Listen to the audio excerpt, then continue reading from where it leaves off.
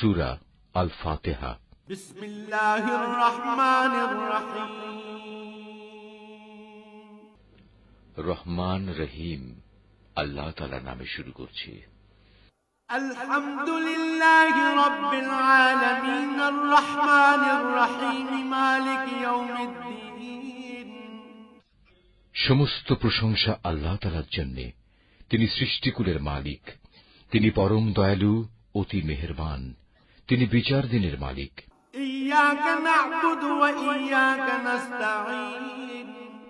হে মালিক, আমরা তোমারই বন্দেগী করি এবং তোমারই সাহায্য চাই। ইহদিনাস সিরাতাল মুস্তাকিম সিরাতাল্লাযীনা আন'আমতা আলাইহিম গায়রিল মাগদুবি আলাইহিম ওয়ালাদ-দাল্লিন।